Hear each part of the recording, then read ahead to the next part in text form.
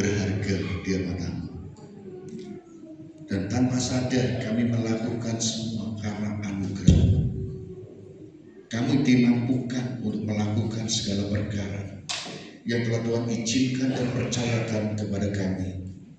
Bukan karena Tuhan tidak sayang, bukan karena Tuhan tidak cinta, tapi karena saking sayang dan cintanya kepada kami, Tuhan mengizinkan itu semua untuk meningkatkan level hidup kami.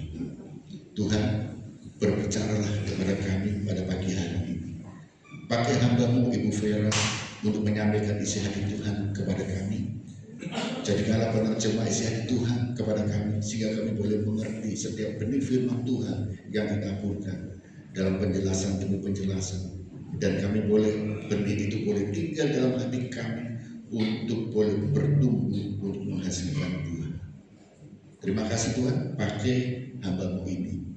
Dan Tuhan, jadikanlah kami murid yang setia untuk mendengar. Hati kami boleh menjadi satu tanah yang baik, tanah yang subur untuk ditabiri benih firman Tuhan. Di dalam nama Tuhan Yesus Kristus kami berdoa dan mengucap syukur. Amin. Silakan duduk Ibu Bapak. Shalom. Tuhan senang melihat kesetiaan Ibu Bapak ya. Minggu lalu ada yang pulang kampung ya. Kampungnya mana? Kampungku Tandes ya. Sama-sama Surabaya. Kasihan kalau orang nggak punya kampung ya. Jadi nggak punya pulang kampung gitu ya. Wujudan Bu Vera punya kampung ya Bu ya. Ya bersyukur pulang kampung ke Tandes, tetangganya Tandes itu kan. Kasihan. Tapi puji Tuhan ya, kita masih diberikan kekuatan kesehatan dan beribadah pada pagi hari ini. Tidak patut bersyukuri semuanya. Dan sebenarnya firman Tuhan akan disampaikan oleh hambanya yang tidak asing bagi kita. Dan mungkin setelah ibadah Ibu Vera tidak bisa mendampingi ya Bu ya, untuk memberi salam kepada Ibu Bapak semuanya, karena beliau ada tugas kembali, ada pelayanan di sebuah tempat ya. Jadi semua Ibu Vera minta maaf kalau seandainya tidak bisa memberikan salam ya, penghormatan pada Ibu Bapak semuanya. Terima kasih. Saya berikan waktu sebagai Ibu Vera. Silakan.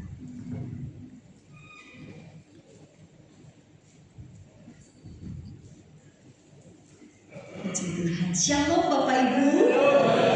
Apa kabar? Boleh berikan tepuk tangan yang paling meriah bagi kita.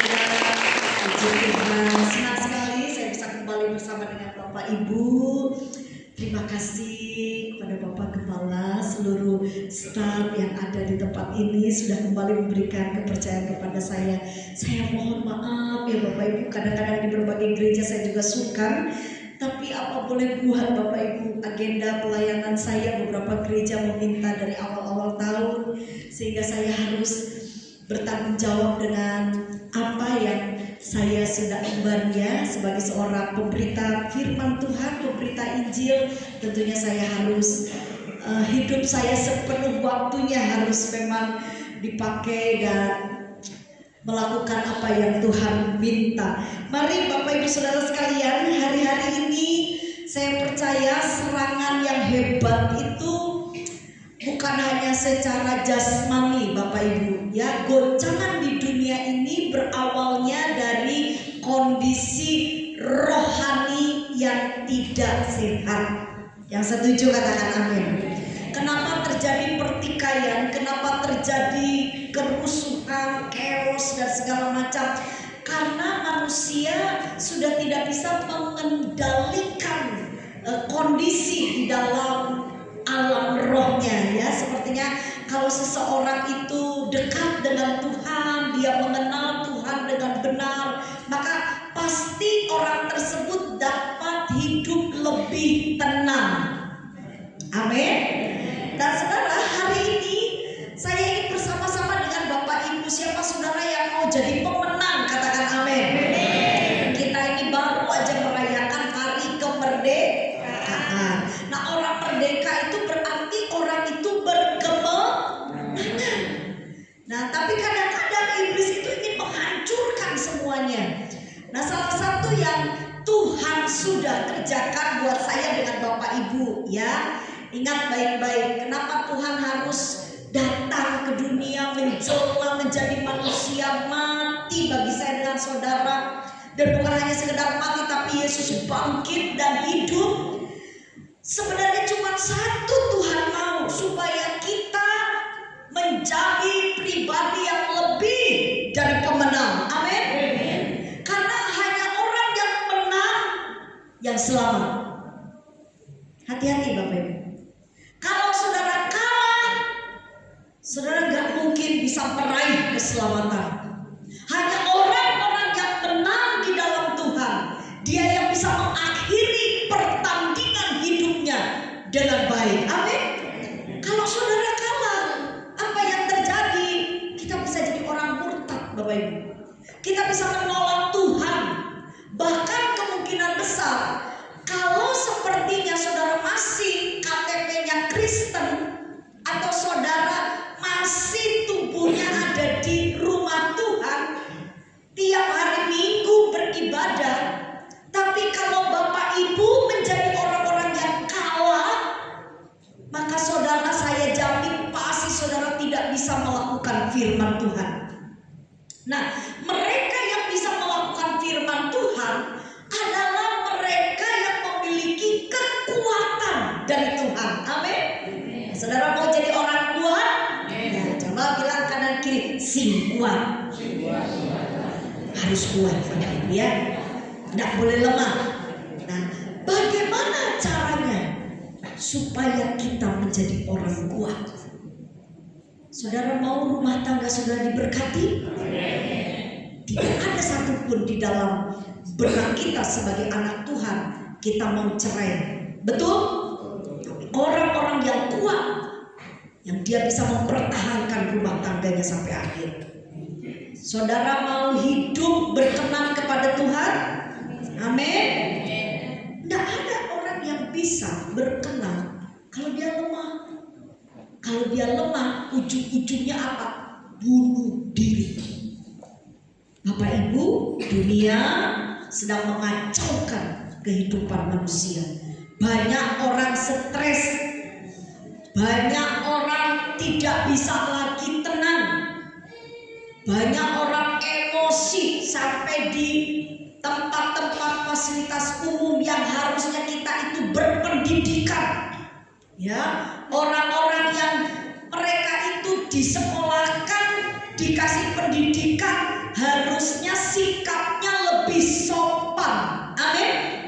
Kita ini kan belajar supaya lebih bijaksana. Nah, ini Bapak Ibu lihat ini kondisi dunia. Ya, terus bagaimana pesan firman Tuhan? Supaya saya dengan saudara tidak terlindas, tidak mengikuti arah dunia ini. Ayo kita sama-sama lihat Bapak Ibu dalam Efesus pasal yang ke-6 ayat 10 sampai dengan ayat yang ke-12. Efesus pasal 6 ayat 10 sampai dengan ayat yang ke-12. Ya, hari ini kita akan berbicara tentang hidup yang menjadi kuat. Siapa yang mau kuat katakan amin. Amin. Mari, bagaimana caranya kita menjadi orang-orang yang kuat di dalam Tuhan. Efesus 6 ayat 10 sampai 12. Yang siap diberkati katakan amin. Mari Bapak Ibu, saya mengundang saudara untuk bangkit berdiri. Saya minta kita akan bergantian membaca firman Tuhan.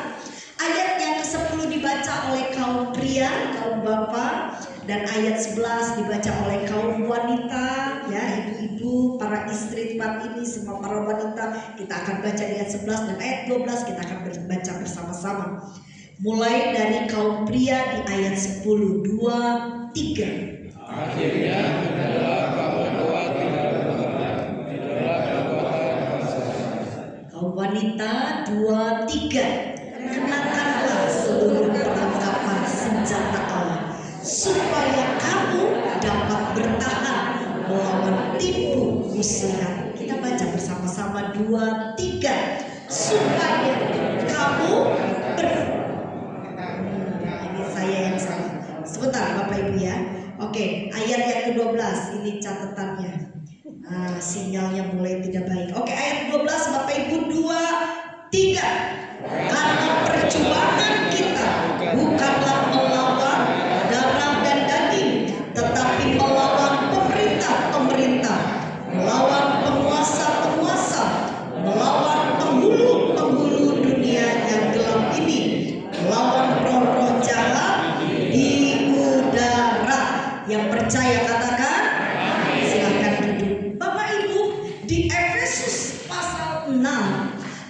10 sampai ayat 12 itu memberikan satu penjelasan yang sangat-sangat detail. Seperti apakah orang yang kuat? Orang kuat itu adalah orang yang bisa menghancurkan atau mengalahkan musuh-musuhnya. Nah ini ya Bapak Ibu, kadang-kadang kenapa jadi orang Kristen akhirnya kita tidak berdampak? Karena kemungkinan besar ini Alkitab tidak dipahami. Saya pernah satu kali tanya sama seorang pemudik. Saya tanya gini, kamu punya musuh enggak? Saya punya tante. Siapa musuh kamu? Dia katakan si A, si B, si C. Nah itu berarti guru sekolah minggunya belum mengajar firman dengan benar. Perhatikan Bapak Ibu, jelas sekali firman Tuhan kata begini, karena perjuangan kita, ya di ayat 12, bukanlah melawan apa Bapak Ibu? Darah dan daging. Saya senang dalam bahasa asli dikatakan bukan melawan sesama manusia. Jadi yang namanya jenenge manusia itu bukan musuh. Tolong Bapak Ibu bantu saya khotbah, bilang begini, bilang kanan kiri, manusia bukan musuh kita, bilang itu saudara. Ya sekarang saya mau tanya sama saya sama Bapak Ibu, siapa yang mendamping hidupnya manusia? Katakan amin. Para bapak, siapa yang istrinya manusia Pak? Mungkin Bapak menikah bukan dengan manusia. Itu Bapak hati-hati makanya ya. Siapa di sini istri-istri yang punya anaknya manusia, para ibu? Amin. Tapi saya mau bilang sama saudara, jenengnya manusia itu bukan malaikat. Setuju katakan amin? Artinya apa? Namanya manusia itu tidak mungkin sempurna. Benar setiap waktu, benar setiap hari. Kalau sampai ada di sini istri-istri bilang begini, selama saya menikah, saya sudah menikah 30 tahun, 40 tahun, suami saya adalah suami yang baik, tidak pernah marah. Maaf ya Bu, saya jamin suami ibu bukan tidak mau marah, ngebak benar. Karena tidak ada manusia yang ya kalau sampai suami ibu tidak mau marahin, tidak mau negur ibu ngelakuin apa aja, ya wes manut ay. Itu jenenge apa? Suami tidak mau ribut. Tenang baik-baik. Jadi tidak ada yang sempurna. Jangan terlalu merasa bangga. Tapi kalau saudara hidup berdampingan dengan sesama manusia, ya kadang-kadang ada cekcok, kadang-kadang apa sih gitu kan. Itulah tandanya manusia. Jadi kalau Bapak Ibu lagi agak bencekno gitu ya sama tetangga, sama anak, sama suami, sama istri, itu tanda oh iya tetanggaku masih manusia. Nah kalau ibu bapak tidak mau punya tetangga yang bencekno, tinggal di hutan. Nah jangan usah dengan manusia. Itu kalau hewan-hewan itu tidak mungkin nyakitin bapak ibu, paling ya bendemi. Ya. Tapi saya percaya hari ini, ayo kita belajar. Jadi siapa musuh kita ini Bapak Ibu harus paham. Nanti kalau saudara tahu, oh ternyata musuhku ini. Nah yang jenenge musuh wajib dihancurkan. Amin. Wajib kita kalahkan. Dan nanti firman Tuhan akan memberikan tuntunan. Yo opo caranya? Gimana caranya mengalahkan musuh-musuh kita? Kalau Bapak Ibu perhatikan di Efesus 6 pasal 6 ayat 12 itu saya berikan 3 bagian besar, 3 poin besar. Inilah 3 musuh yang harus dihancurkan oleh yang namanya manusia. Kalau saudara mau menjadi orang-orang yang berkemenangan, anak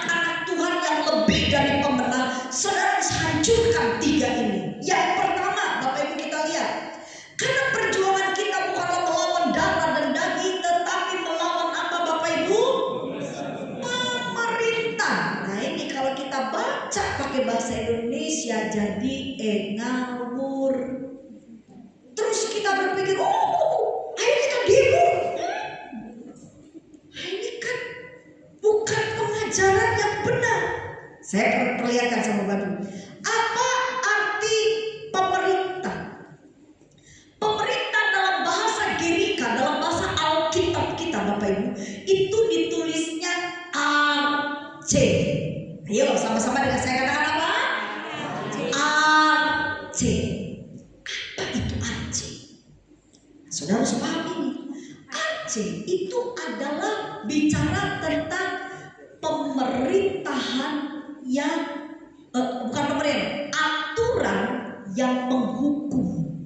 Itu AC, aturan yang menghukum. Bahasa simpel, bahasa kita yang familiar kita dengar itu jenenge intimidasi. Itu musuh kita.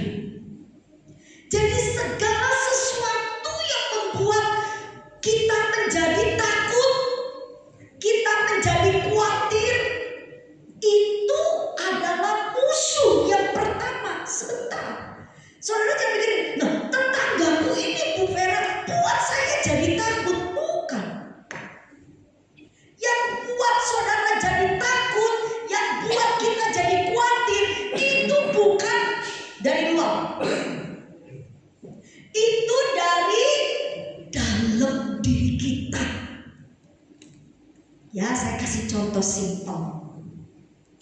Satu kali ada seseorang, ya udahlah, salah satunya anak saya bilang sama saya gini, Mama itu terlalu percaya dirinya kenemenan.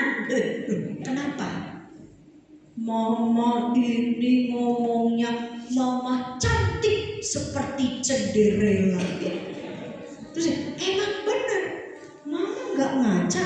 Ini kaca di depan, coba ngaca, cantik Mama. Terus anak saya, lihat lagi Mama, cantik. Terus saya tanya sama anaknya, kamu cantik nggak? Ya aku sih cantik. Lah ya kamu tuh cantik kayak Mama. Dia bilang, kamu ya Mama yang melahirkan. Jadi gini saudara ya, orang itu kalau kurus gitu, bahwa itu kelihatan cantik. Saya itu dibilang gak cantik karena montok, gitu ya. Tapi saya mau bilang sama saudara begini, apa yang membuat saya tidak tersinggung, tidak marah, saya tidak menyimpan kepahitan ketika lingkungan atau siapa saja menilai sesuatu yang tidak baik atas hidup saya. Ada yang orang apa? Pendeta kok ndek lu, waduh saudara. Dek, membarnya kan dulu. Coba ini saya gini, saya bilang terima kasih ya Om, terima kasih. Saya dikasih. Saya kadang-kadang ya ampun, ya saya memang pendek saudara. Beberapa gereja-gereja, apalagi gereja-gereja yang lama-lama, itu mimbarnya, udah bilangin mendalik. Mimbar sama saya ini masih mending. Ada satu mimbar seperti ini. Udah gitu mimbarnya ireng. Ampuni gitu. Tapi saya mau bilang sama saudara, ya ampun Bu Vera, sudah pendek, bulat kayak bola. Apakah saya marah? Tidak. Kenapa? Karena di dalam pemikiran saya, di dalam hati saya itu penuh dengan firman. Dan saya lebih percaya sama pencipta saya dibanding sama manusia yang belum tentu bisa kasih saya nafas. Saya lebih percaya pada seseorang yang ketika saya sakit dan berkata, tolong sembuhkan, dan dia menyembuhkan saya, dibanding sama orang-orang mulut manusia yang seringkali hanya menghina dan menekan. Jadi Bapak Ibu, intimidasi itu akan terjadi dalam hidup kita kalau saudara tidak memiliki pengetahuan yang benar.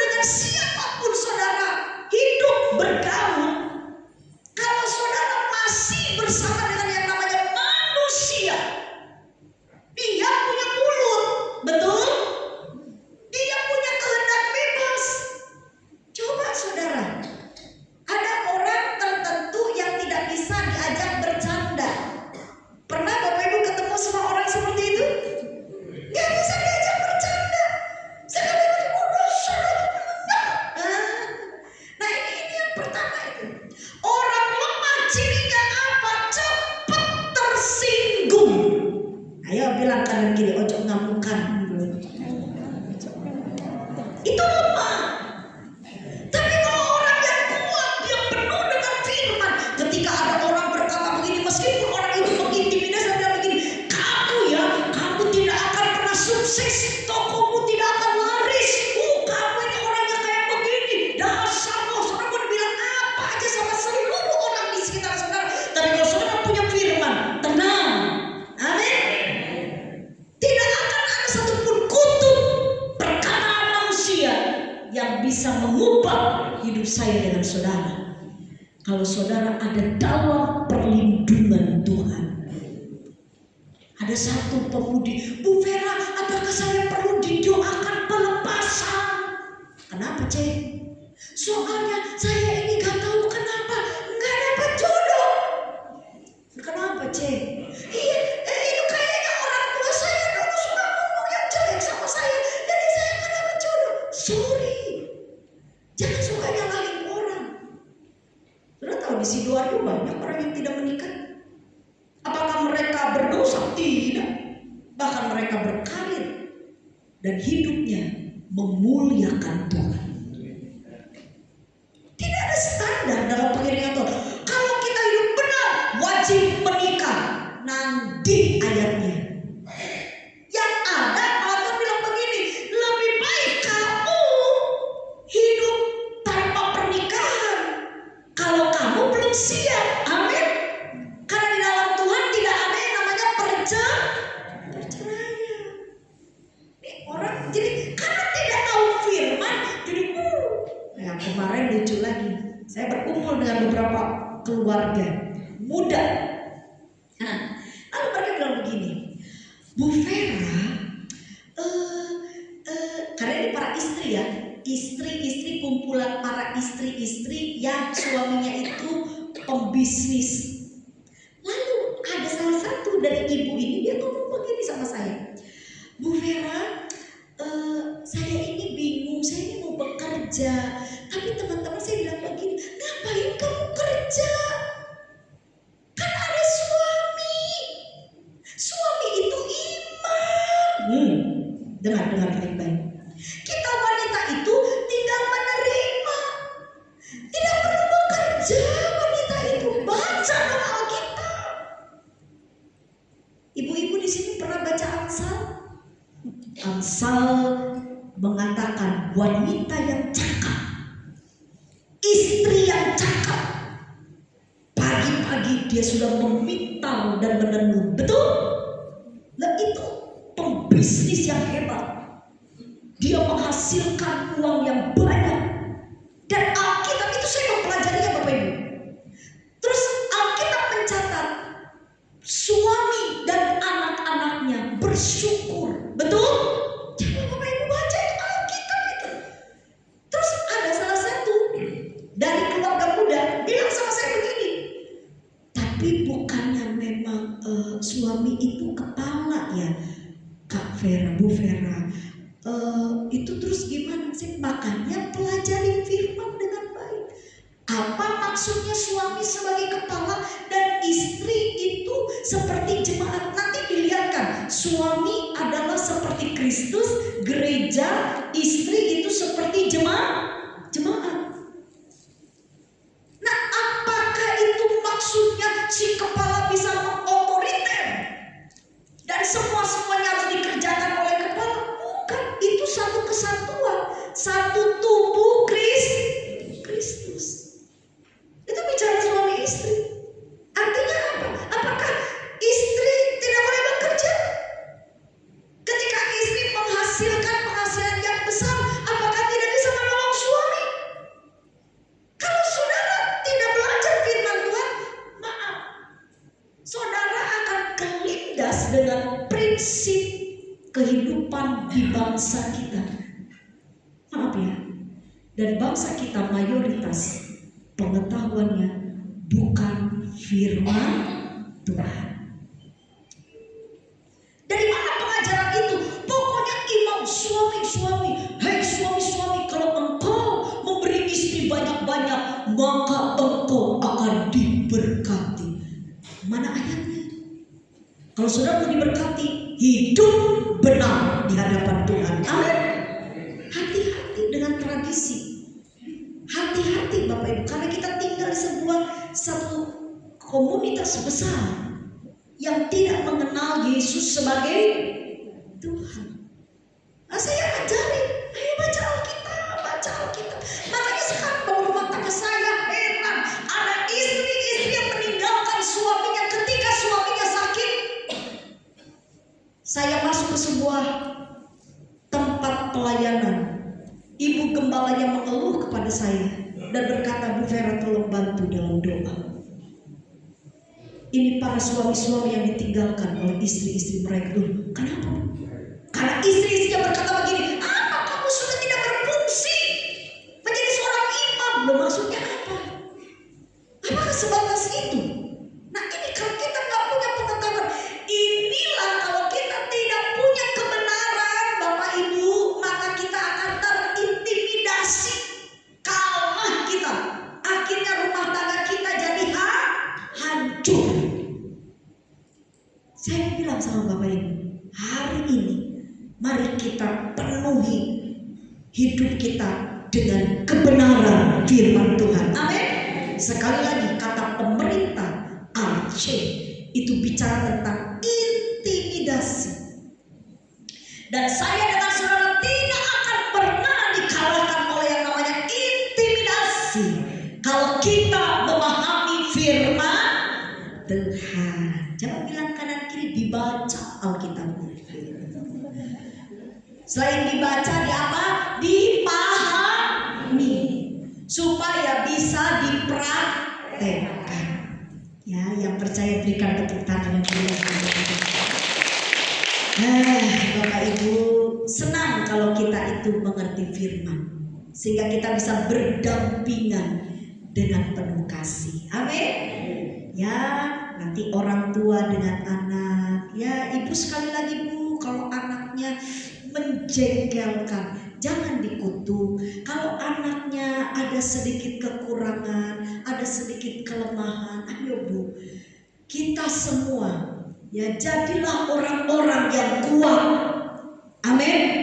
Jangan lemah, jangan putus asa. Aduh, usahaku, aduh rumah tanggaku, aduh kesehatanku. Jangan mengeluh. Dengar baik-baik, kamu sampai gak mungkin kamu sehat, udah usia begini gak mungkin kamu sehat. Kalahkan perkataan itu dengan pemahaman firman Tuhan. Tuhan adalah tabib di atas segala tabib. Tuhan sanggup memberi kita kesehatan. Ada orang yang menakut-nakuti, kalau udah sakit begini udah gak mungkin sehat. Kamu ya sudah sampai selamanya cacat. Siapa bilang? Tuhan yang kita sembah, pencipta langit dan bumi, yang menyelamatkan saya dengan saudara juga. Dia sanggup memberikan yang terbaik bagi saya dengan saudara. Yang percaya berikan tepuk tangan yang luar. Makanya Bapak Ibu, mujizat itu terjadi bukan karena saudara tuh mau gitu setianya ke gereja, bukan. Mujizat itu terjadi karena saudara beriman. Nah, iman dari mana? Iman itu timbul dari pendengaran akan firman. Artinya apa? Berarti orang yang beriman itu artinya orang yang melakukan firman. Itu maksudnya apa? Orang yang paham akan firman. Dia mengerti firman. Ketika dokter berkata tidak ada jalan keluar, ketika saudara melihat, waduh, ini kok hutan menjulang, waduh, kalau aku nggak mungkin ini, gimana caranya? Semua orang akan bilang begini, kamu bunuh diri aja, udah gak mungkin ada jalan keluar. Orang kayak begini, kamu mah gak ada berguna, gak guna kamu hidup. Ketika dunia menilai kita dengan tidak baik, dengar. Kalau saudara beriman dan mengerti firman, saudara akan tetap tenang menghadapi badai hidup. Amin. Kenapa? Karena di dalam Tuhan tidak ada yang mustahil. Jadi tolong bilang kanan kiri, sekali bilang ini, sing kuat. Harus kuat. Gak boleh lemah ya Bapak Ibu, amin. Ya, jadi untuk kita tidak lemah, supaya kita menjadi kuat, yang pertama saudara harus penuh firman. Bacalah firman. setiap hari. Renungkan itu siang dan malam. Percayalah, firman itu berkuasa. Itu akan membuat saya dengan saudara menjadi bijaksana, tetap tenang menghadapi badai hidup. Yang kedua, Bapak Ibu lihat di Efesus tadi pasal 6 ayat 12 dikatakan ini. Karena perjuangan kita bukanlah melawan darah dan daging, tetapi melawan pemerintah-pemerintah. Lalu yang kedua bilang berkata apa? Melawan penguasa. Mari kita lihat kata penguasa. Kata penguasa dalam bahasa asli ditulisnya Bapak Ibu adalah exousia. Ekousia, pakai Q aja. Ekousia. Ayo sama-sama dengan saya katakan apa? Ekousia. Apa artinya ekousia? Itu berbicara kekuatan dunia atau godaan. Itu musuh kita. Kekuatan dunia atau godaan. Bapak Ibu, Alkitab katakan bahwa kita itu tidak boleh serupa dengan dunia ini. Amin. Maka itu pembaharuan budi itu harus ada. Kalau saudara perhatikan baik-baik kata pembaharuan budi dalam bahasa asli, itu artinya pembaharuan hati, perubahan hati. Kenapa manusia itu tergoda dengan dunia ini?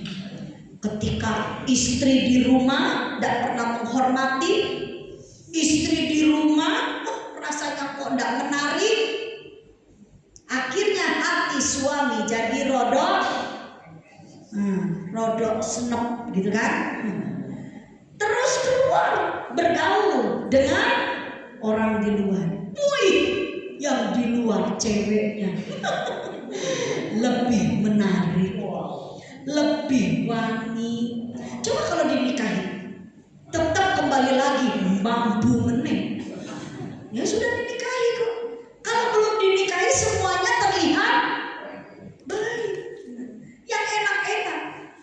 Nah itu kenapa orang itu bisa tertarik pada kondisi dunia yang jahat. Perzinahan, percabulan, pencurian, pembunuhan. Kenapa itu terjadi? Karena bermula dari hati yang rusak. Yang setuju katakan amin. Kalau orang hatinya baik, tidak mungkin dia berzina. Yang setuju katakan amin. Kalau seseorang hatinya dia jaga dengan baik, dia punya hubungan dengan Tuhan, tidak mungkin dia mencuri. Amin. Orang kalau punya hati, waktu mau melakukan dosa, dia mikir, aduh, gak ada damai sejahtera. Nah saudara ya, berarti orang yang punya hati pasti bisa apa?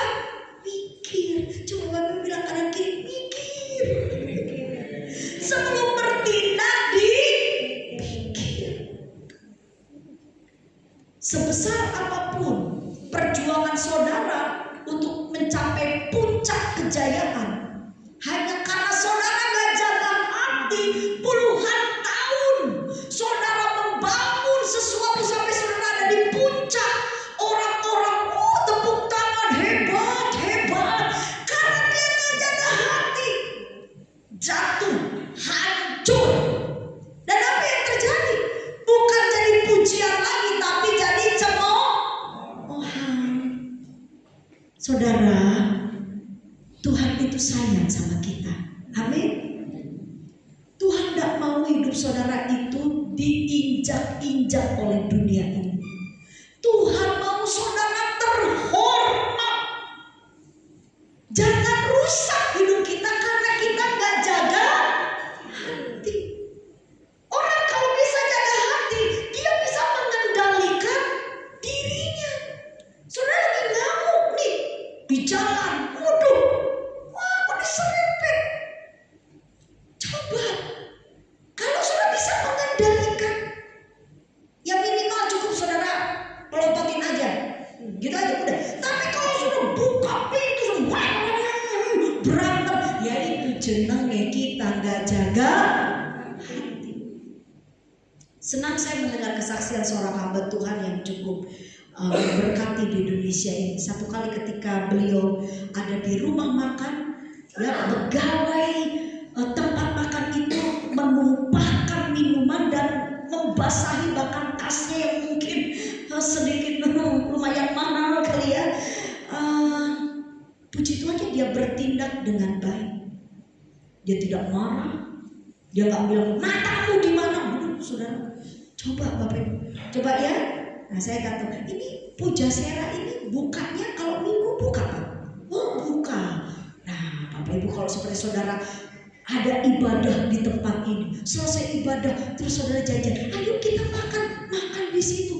Moro-moro makanannya tidak cocok dengan pesanan saudara. Terus saudara gebrak meja, dua sambut. Terus itu kata gini, ibu baru pulang ibadahnya. Kayak begini orang Kristen. Sabar. Coba tangan kanannya diangkat. Boleh tangan kanannya diangkat? Iya. Bilang begini, sabar.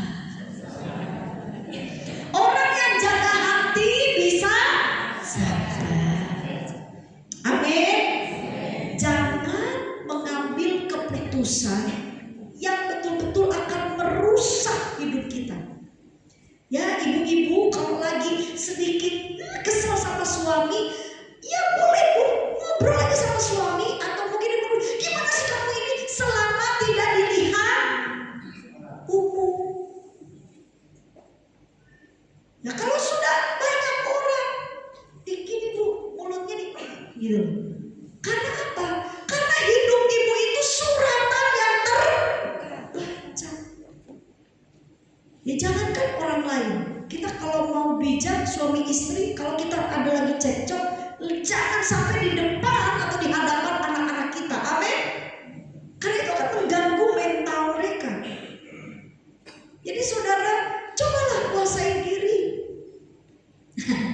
Saya jadi ingat pengalaman saya dengan suami. Kita sempat adu pendapat, ya. Ini namanya saya manusia, suami saya manusia. Kita punya kehendak bebas di sini berpendapat. Nah, bisa, begini, mungkin pas saudara membuka itu kaca karena mau tempel itu yang namanya itol, ya. Nah, suami saya sebentar, itol dulu, sebentar dulu. Setelah jalan ditutup lagi, kuasai diri dulu. Kenapa ada orang yang lihat? Bu Vera boleh ya suami istri berantem? Boleh nggak Bu Vera? Ada yang bilang boleh, ada yang bilang enggak, tapi pada kenyataannya dilakukan. Yang jujur katakan amin. Terus akhirnya kita bingung, jadi gimana Bu Vera? Kalau sudah memang jenenge manusia itu bisa salah. Tapi kan firman Tuhan bilang begini, jangan marah sampai matahari. Artinya apa? Ya kalau saudara merasa tidak suka, saudara merasa kecewa, boleh kok saudara mengekspresikan selama itu tidak menyimpang dari firman Tuhan. Apa Bu marah yang tidak menyimpang? Jangan berbuat jahat. Kalau saudara marah sampai ambil pisau, itu sudah nggak baik. Berpendapatlah, ungkapkan dengan kata-kata. Saya nggak suka kamu begini, saya nggak suka. Nah, saya bersyukur suami saya seorang guru musik. Jadi dia mengerti kalau sepertinya saya udah, suami saya intonasinya turun, jangan sih. Ngomongnya yang enak. Kadang-kadang kita nggak bisa menyampaikan apa yang ada. Kenapa? Karena kita nggak bisa berkomunikasi dengan baik. Coba ibu kalau mendengar orang bilangnya begini, gimana sih? Kira-kira ibu bisa paham nggak maksud dari orang itu? Paham enggak? Ngamuk iya saudara kan? Apa sih maksudnya? Waduh, udah deh. Tapi coba kalau disampaikan, aku tuh nggak seneng. Kamu tuh ya kalau mau pergi cek lamai dandan. Ojo terlalu lama. Yo, wih cantik mah, wih cantik. Nah itu bapak-bapak harusnya lebih pintar juga. Kalau mau istrinya dandan terlalu lama, bilang mau cantik, amin Pak. Kalau bapak nggak bilang cantik, itu istri bisa dandan 3 jam. Sampai 3 jam bapak tetap bilang begini mulu kayak badut, lebih lagi lama seharian Pak.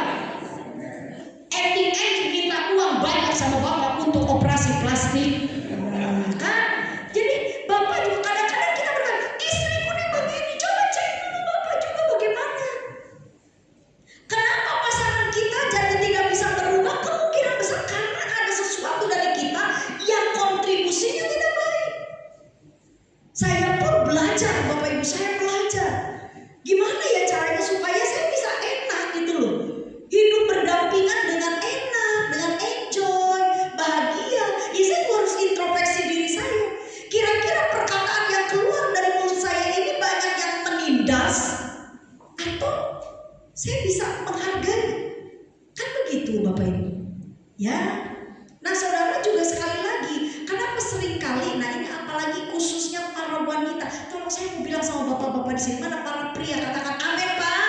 Ya ya. Ini pesan firman Tuhan. Ditambah dengan hati saya sebagai para wanita. Begini Pak, para perempuan itu kelemahannya diingatan Pak. Bukan kelemahan ya, itu kekuatannya. Kekuatannya itu diingat. Jadi apa yang Bapak ucapkan 10 tahun yang lalu itu bisa diingat oleh seorang wanita. Nah wanita itu kenapa seringkali banyak para wanita bisa mendengar suara Tuhan? Karena ketika dia mendapatkan pewahyuan dia bisa ingat.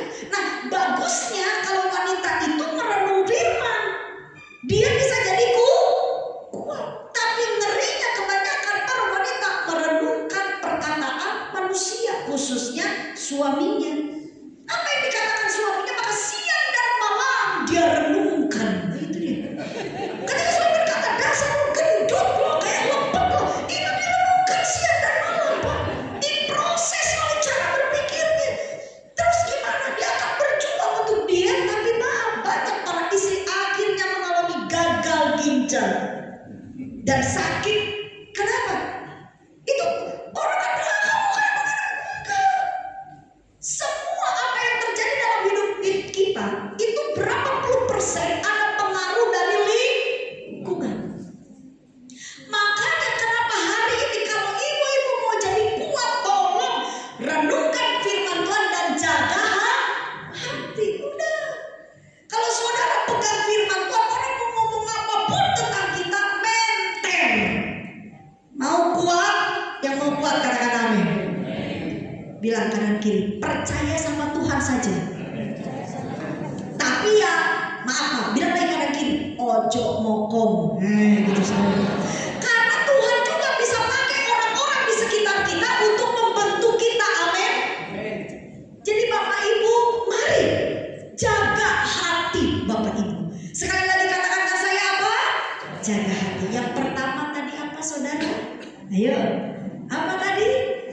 Pahami firman. Kalau kita mau kuat harus memahami firman. Yang kedua, jaga hati. Nah sekarang yang ketiga, ini musuh dedengkot. Dan ini bukan musuh abal-abal. Harus hati-hati. Mari lihat, perhatikan baik-baik di Efesus 6 ayat yang ke-12. Di bagian terakhir dikatakan begini, melawan penghulu-penghulu dunia yang gelap ini, melawan apa Bapak Ibu? Roh jahat. Kata roh jahat dalam bahasa asli ditulisnya kosmokrator. Ayo sama-sama dengan saya katakan apa? Kosmokrator. Saya ikut berbagai gereja, ada jawab gini, Bu Vera ini kalau ini kok itu loh bahasa aslinya selalu ditekankan supaya saudara itu tidak terlalu gatel. Jadi ada orang berkhotbah pakai bahasa Alkitab itu, bahasa asli itu, opo sih pakai bahasa Alkitab. Dengar. Memang kita harus mempelajari firman Tuhan kita dengan benar. Amin. Nggak boleh asal. Ya, Alkitab kita ini berasal dari Timur Tengah. Bapak Ibu harus pelajari dengan baik. Jangan sampai salah menafsir. Bukan pakai bahasa Indonesia, terjemahan Indonesia itu supaya kita paham. Jangan kita mengupas ayat sesuka hati kita. Nah, Bapak Ibu lihat, kosmokrator itu artinya kekuatan iblis. Lah ini dia. Saya kemarin Bapak Ibu bertemu dengan beberapa hamba Tuhan dari dalam dan luar negeri. Kita fellowship. Ketika kita berkumpul, itu kita membahas tentang kondisi gereja di Indonesia. Nah, salah satunya saya sempat mengutarakan seperti ini. Kan saya ini punya latar belakang, mama kandung saya seorang dukun. Lalu saya setidaknya itu memperhatikan cara bekerja iblis. Jadi saya bisa paham dukun itu kayak apa sih kalau kerja. Lalu saya bertobat. Nah, saya bertobat Bapak Ibu. Setelah itu saya mempelajari firman. Nah, setelah saya menjadi seorang hamba Tuhan full time, lalu dari sekolah Alkitab, dari kampus, dari teolog, mengutus saya untuk ke masyarakat, menjadi seorang hamba Tuhan pemberita firman, mengajar hal-hal yang benar. Saya mendapati di lokasi-lokasi tertentu ada beberapa tanda kutip pelayan yang mengatasnamakan Tuhan, Bapak Ibu ya, pakai nama Tuhan. Dia berkata saya perwakilan Tuhan, Tuhan berbicara, tetapi trik atau apa yang dia lakukan itu hampir mirip dengan apa yang mama saya lakukan sebagai seorang dukun. Jadi saya bingung. Dan pelayan-pelayan yang berbau okultisme seperti ini laris-laris dan disukai oleh jemaat bangsa Indonesia. Lu kenapa? Karena ternyata bangsa kita ini, negara kita, okultismenya sangat tinggi. Lalu saya berkata, kalau seperti ini mengerikan. Akan ada banyak penyusup masuk ke dalam gereja. Nah, kita nggak pernah tahu, kita nggak pernah ngerti. Dan Bapak Ibu, hari ini saya ajarkan saudara firman Tuhan supaya saudara mengerti cara kerjanya iblis. Nah, saya bisa memahami ketika salah satu hamba Tuhan dari Australia dan berkata begini, oh kalau di bangsa kami kita nggak pernah ada yang namanya ketakutan ini ketakutan itu, karena secara ekonomi mereka mapan dan logika mereka sangat kuat. Ada salah satu seorang yang pernah di media sosial, dia bilang begini, saya tinggal di satu negeri. Dia berkata dia tinggal di satu negeri dan dia berkata ada komentar dari kamu malam-malam berjalan sendirian itu kan banyak pohon-pohon, nggak takut, nggak ada setan. Terus dia ketawa, apa setan?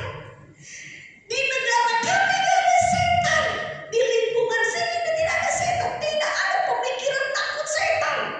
Kenapa? Nah, Bapak Ibu harus paham ini.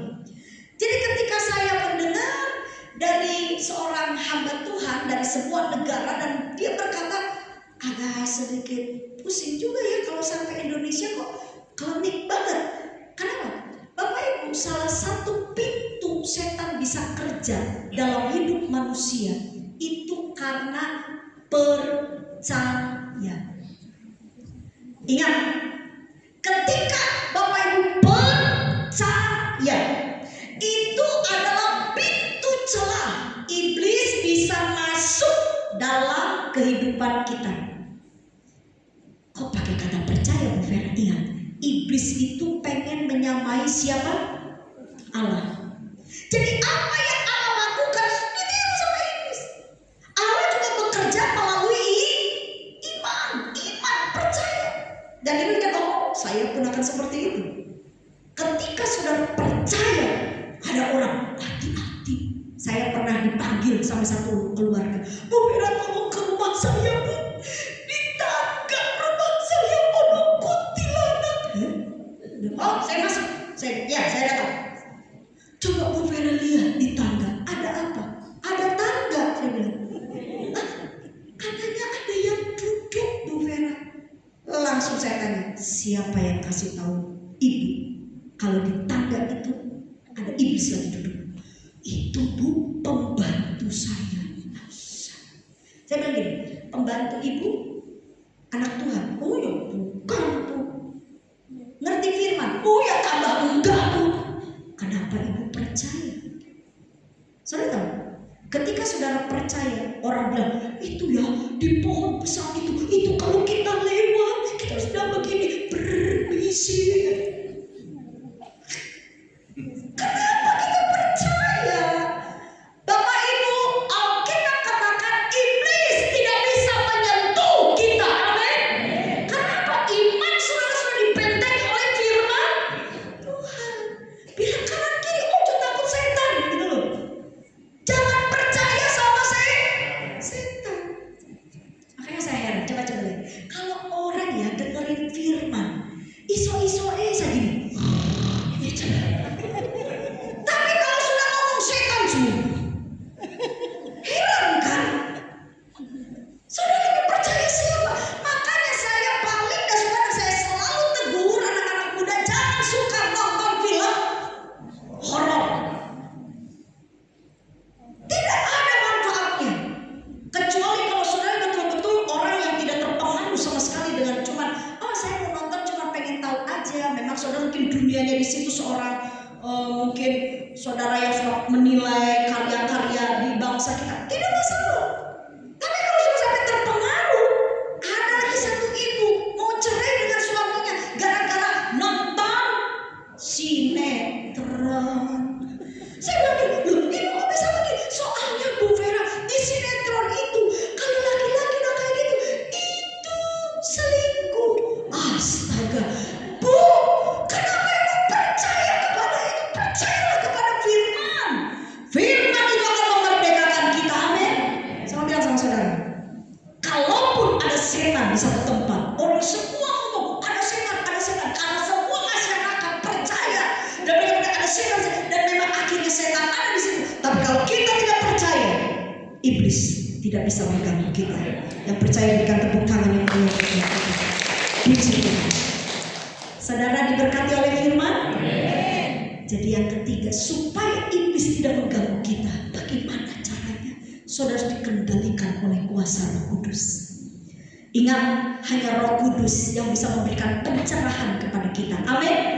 Roh Kudus itu yang akan membuat saya dan saudara menjadi gereja yang kuat. Hari ini saya berdoa supaya kita semua dibentengi oleh Tuhan. Ingat ya Bapak Ibu, ini setan lagi kerja keras. Mungkin setan lebih percaya dari kita. Setan lebih ngerti kalau Tuhan segera datang. Waktunya udah sangat singkat, makanya dia kerja keras. Dia rusak banyak rumah tangga, dia rusak banyak pikiran anak-anak Tuhan. Masuk keluar gereja tapi cara berpikirnya rusak. Kenapa? Iblis nyerang. Kau usah percaya sama pendeta itu. Wis pokoknya tuh tantanganmu tuh gede. Wis penyakitmu itu tidak bisa disembuhkan. Itu iblis masuk dalam pikiran saudara. Hanya Roh Kuduslah yang bisa menuntun kita pada segala kebenaran. Yang percaya berikan tepuk tangan yang meriah bagi Tuhan. Sewaktu tepuk tangan saudara, biarkan Roh itu memenuhi kita. Mari kita bangkit berdiri bersama-sama. Ada satu pujian berkata, Rohmu yang hidup penuhiku, mengalir dalamku. Jiwa kita akan menjadi tenang bersama dengan Tuhan dalam naungan-Nya. Terima kasih Tuhan buat siang hari ini. Hamba-Mu melepaskan berkat, dan biarlah setiap umat di tempat ini ditolong dan diberkati oleh Tuhan. Terima kasih Tuhan, terima kasih. Roh